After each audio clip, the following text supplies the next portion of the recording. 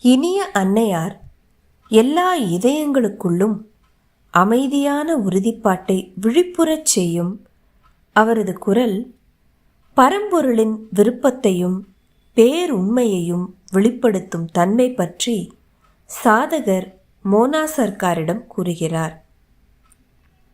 இந்த குரலே உணர்வுடையது. அது உணர்வற்றதனில் உணர்வை விழிக்கச் செய்கிறது. என்னுடைய குரல் பரம்பொருளிடமிருந்து வருகிறது. அவன் தன்னை என் மூலம் வெளிப்படுத்திக் கொள்கிறான்.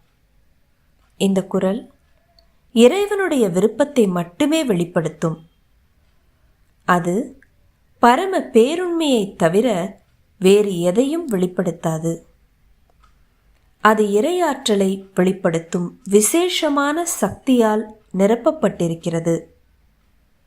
அது அதிர்வை ஏற்படுத்தி நம்முடைய ஆர்வத்திற்கு ஒரு தூண்டுகோல் ஆகிறது. நம்முடைய நம்பிக்கைக்கு உத்தரவாதம் அளிக்கிறது. எல்லாவற்றுக்கும் மேலாக கெட்ட எண்ணம் எனும் மேகத்தை அகற்றுகிறது. இந்த குரல் மென்மையானது, தெளிவானது, தூய்மையானது, சக்தி மிக்கது, தீவிரமானது. அது அதிர்வலையின் வீச்சையும் இறைவனுடைய சந்தர்ப்பத்தின் ஆற்றலையும் நம்முள் கடத்தி வழிநடத்தச் செய்யும் அமைதியான உளத்தெளிவை அளிப்பது.